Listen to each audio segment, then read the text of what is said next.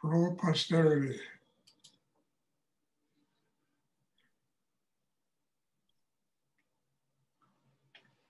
Does anyone have a question they would like to ask?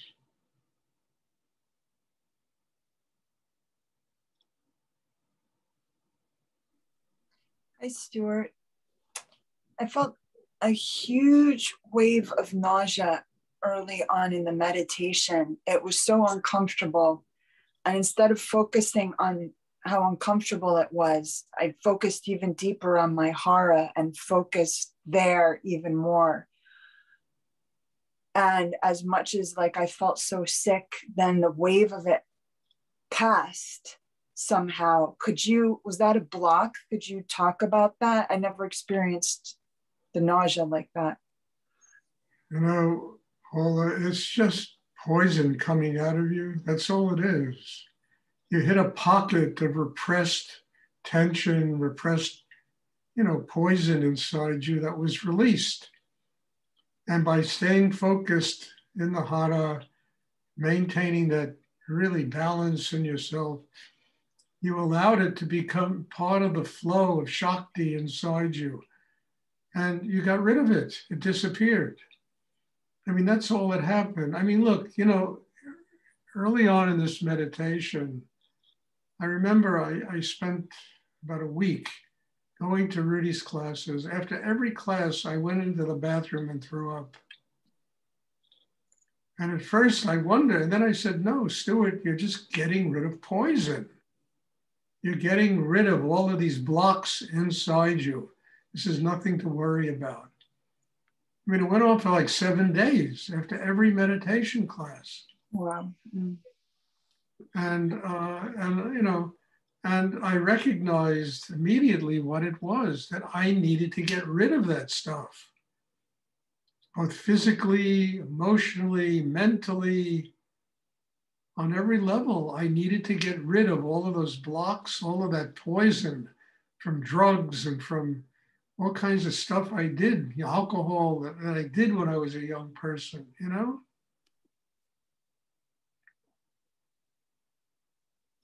And then it stopped. It went away. So what you experienced is really an important part of growth, because it's the release of poison. I'm not sure exactly why anyone has it there, but we all do. We have to release it. And it's not something that should freak us out. It's something that we should be grateful for, that we're getting free of these things that are keeping us from being happy, from having a spiritual life, from growing in ourselves. And this is really essential. It's a very important part of it. I mean, not saying that all of you are going to have that experience. I mean, that I don't know. But if it does happen, you'll know why it's happening. Because it's an essential thing that we get rid of.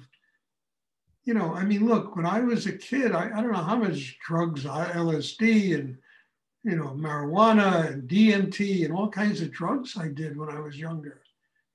I only learned later that those drugs literally poison your system. They begin to eat away at the cells in your system. And in those classes, I could feel all of that stuff, that I had retained in myself being released, getting rid of it.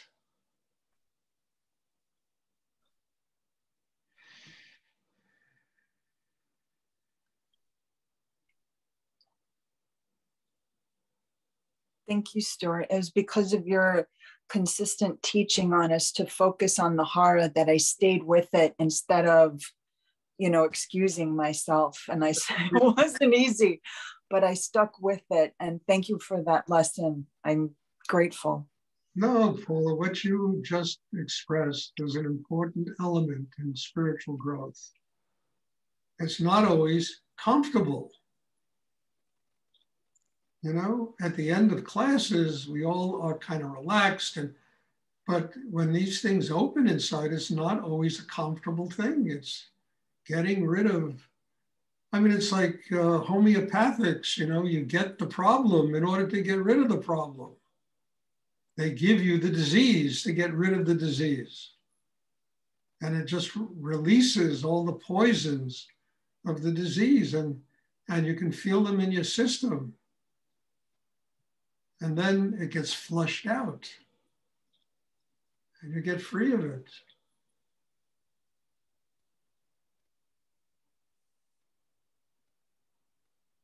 Thank you, Stuart.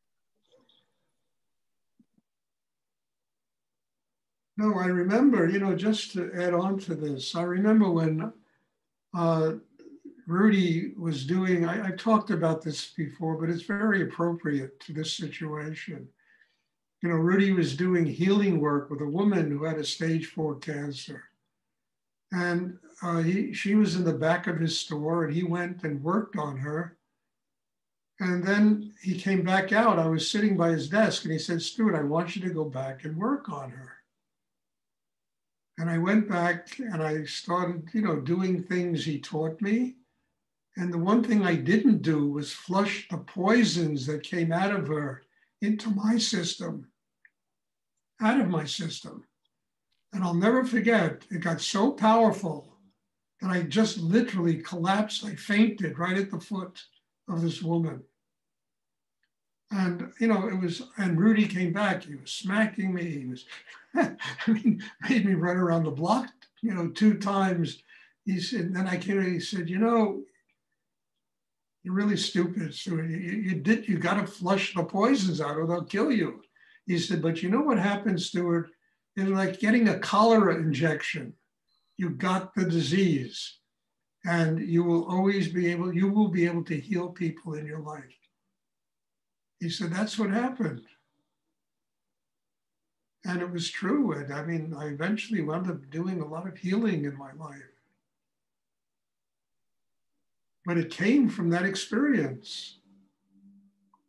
And, you know, it's how to turn one's stupidity into something very positive, you know? And from that point on, I learned how to get rid of the poison, how to flush it out of my system. When I do work with people that have cancer, they used to work with a lot of people that had AIDS, and that was really strong stuff.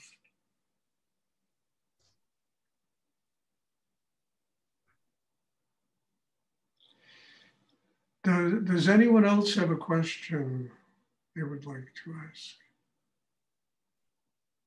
I have a question, Stuart. When you experience your hara, is it more of centralized focus point below the navel, or do you also experience it much larger? Like, does it extend out so your sense is larger than that? No, Wendy, it extends infinitely.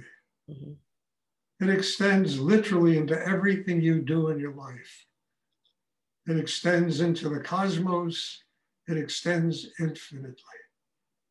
It's not something that, you know, yes, it's located at a point right below the navel. But once you get that open, it's like a great aura of energy that gives you balance, foundation, strength, chi, that enables you to live in the world and to be able to deal with all of this kind of second degree insanity that goes on the planet Earth, as well as having the strength to transcend all that and to allow your consciousness to connect with higher energy in the universe, with the cosmos, with God, Spirit.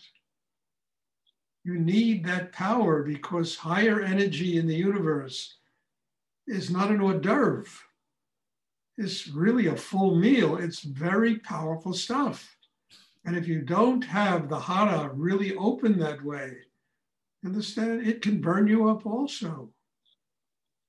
That's why drugs are very dangerous, because they will open and activate Kundalini. They will give you a connection with this, you know, light and fire and power of the universe. But most people that do drugs have no chi. Understand? So this energy can just literally burn them up.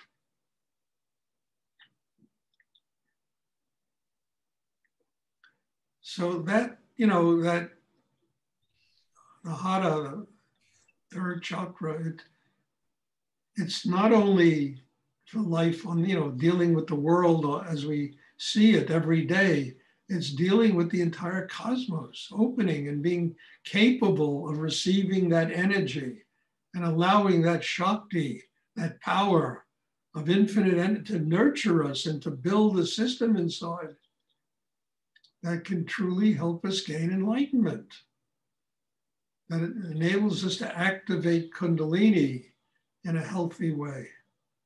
We have the strength to activate Kundalini. And the activation of Kundalini will give us a direct link with higher energy in the universe. It really leads to spiritual enlightenment. So all of this is dependent upon the Hara, chakra below the navel. That chakra is a point in the triangle that connects life with spirit. And when that's open, then the heart can open. The mind can be quiet. Mm-hmm. The throat can open. We can allow energy to move through the sexual area and begin to master the whole, energy of Tantra, which is the transformation of the human to the spiritual. All of that can take place because the Hara is developed inside a human being. I have another question to that. So you mentioned the drugs. A lot of people I hear are doing like what they're saying, plant medicine. Is that in the same category? Yes. I mean, look, I can't tell you how many times I was in Brazil when people wanted me to go to the Amazon and do ayahuasca. And I found out that ayahuasca is DMT. When I was a kid, I used to do DMT. I mean, it killed a friend of mine. I had a very close friend that I would do what he used to call sessions with DMT. And it was so powerful that all the walls became atoms. I was like flying on a magic carpet. It was so powerful. At the same time, when the experience was over with, I felt like I was completely drained of my life. All my energy was gone.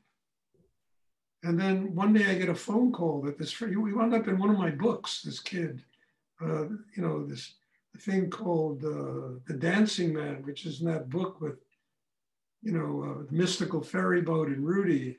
I wrote a story called The Dancing Man. One day I get a phone call from a mutual friend, told me Ramon just died in a fire in his apartment. And I knew exactly why. Because I had told this kid, this friend of mine, I said, I don't want to do this anymore. I said, this is beyond, this will kill you. And when I was told that ayahuasca is DMT, I said, holy shit, these people are crazy.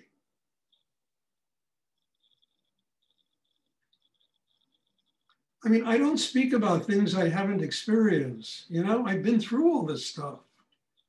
And it's not that if people want to do drugs, it's not my problem. I won't allow them to do them and come to my classes. But if people want to do them, it's their choice. And I respect it. Go do what you got to do. I did it when I was younger. And I must admit that LSD gave me my first truly profound spiritual experience. It really did. But at the same time, when I was finished, I was like a zombie. I could barely get out of bed the next day, And I said, this can't be the way to God. Can't. Should come out with more energy, more vitality, more consciousness, more creativity, I was like a zombie for 2 days after those, LSD sessions.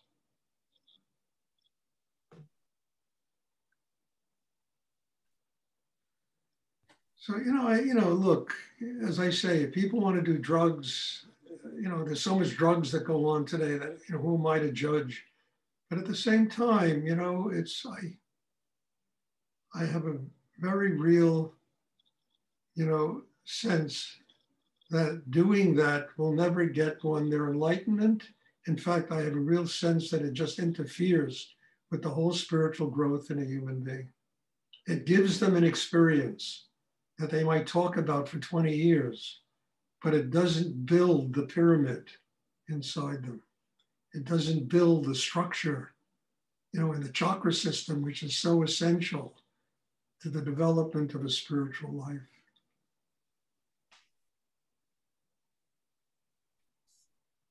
And it broke my heart because he was a young French guy, and he was a very dear friend of mine. And he was the first one who told me about Rudy. He said, there's a guy on 7th Avenue South who runs an antique store there, who's a really powerful teacher. He told me this. He said, I went and I wanted to study with him. He wouldn't take me unless I would stop doing drugs. This is what this friend of mine told me. And for years, I used to walk past, and I always knew there was something in there. I never went in. And then one day I walked in. My whole life changed.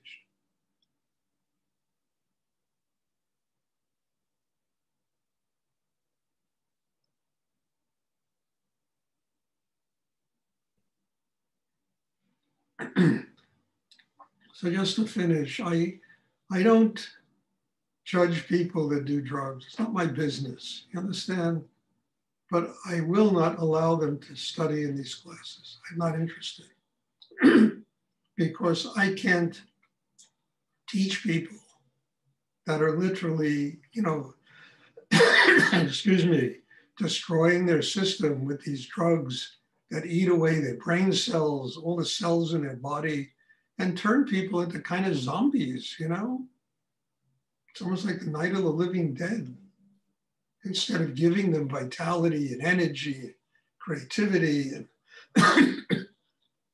and building, as I said, that pyramid inside, which is so essential if one is going to have a spiritual life. Stuart, does that apply to alcohol as well? And can you tell when a student is using that? Yes, it does apply to alcohol if you're an alcoholic.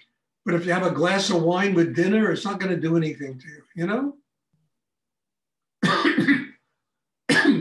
But if you're drinking a bottle of gin, every day, it's going to certainly keep you from having a spiritual life. I mean, I'll tell you more stories about Stuart. I used to have a girlfriend who was in Alcoholics Anonymous.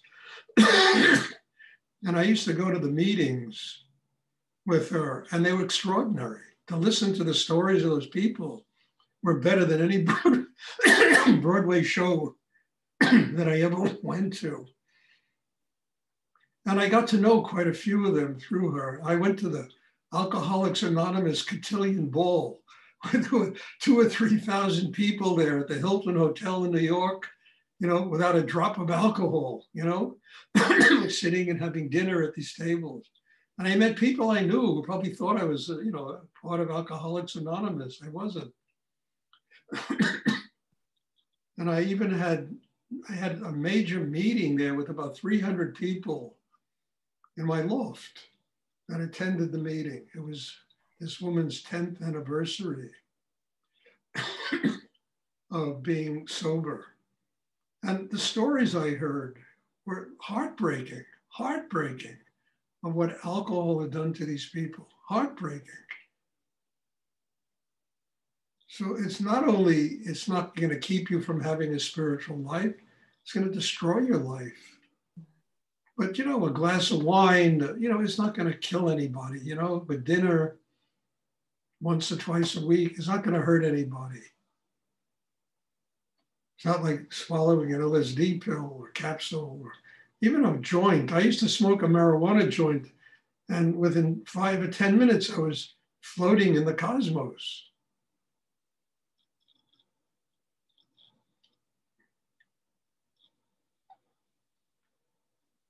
So it's different. You understand? It's different.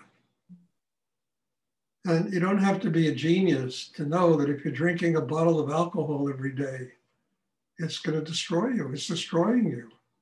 It's creating a zombie.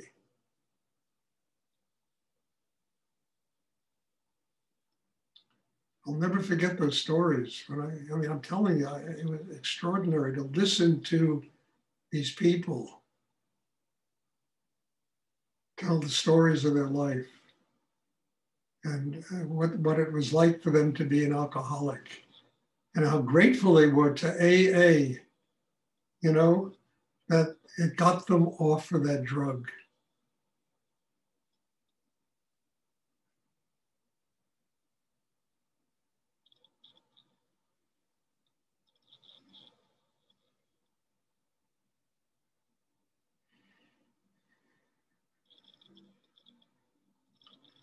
Does anyone else have a question?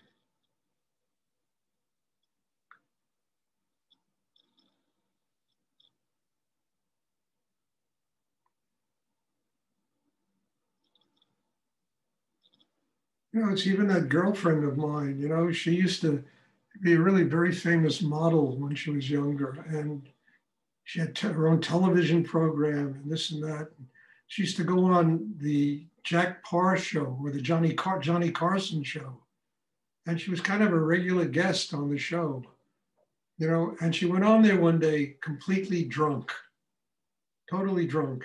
They never invited her back, and it really damaged her career. She had a great career going on, you know? And so anyway, why go into this, you know? I mean, see.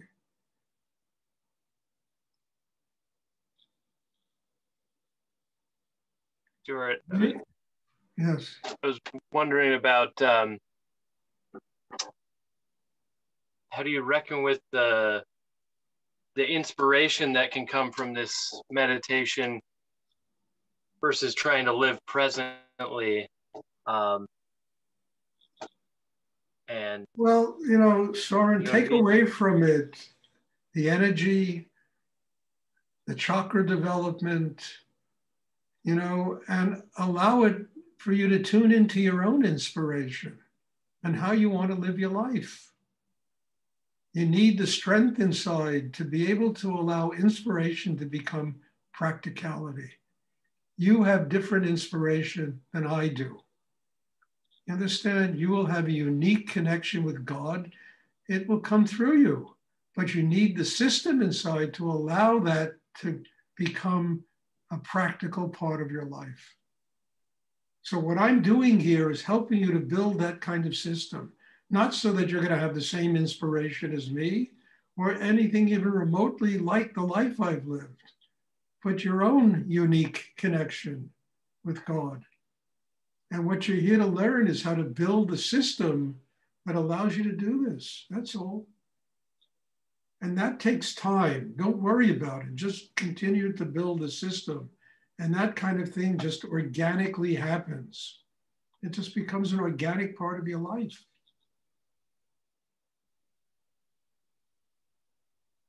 so I shouldn't change everything in my life all at once. No, don't change anything. Just live your life. Just bring more consciousness to it. That's all. You know?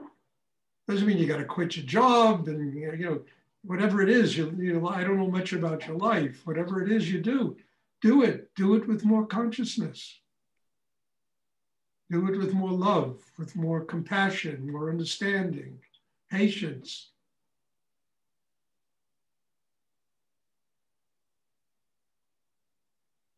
And then see what happens. You don't know what's going to happen. I don't know what's going to happen in 10 minutes. I need this. I'm glad to allow it to just happen, whatever it is.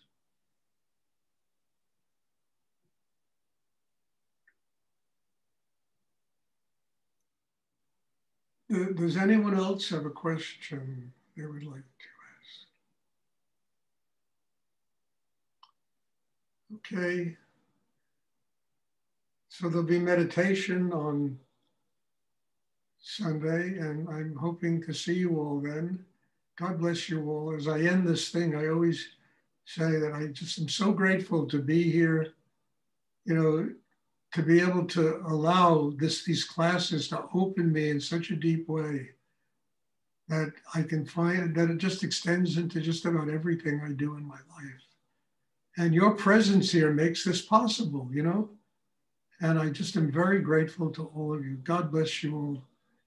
And I'm looking forward to seeing you all on Sunday, and have a wonderful evening. And also I'm hoping by the 10th of February to start having in-person classes here. I'm hoping that this COVID thing becomes just endemic and, you know, like a flu or something like that. And we can start living in a real way, you know? So bless you all. Thank you. And I'm looking forward to seeing you on Sunday. Thank you. Thank you, Stuart. You're welcome. Thank you so much. Have a good night. Good night. Thank you. Thank you.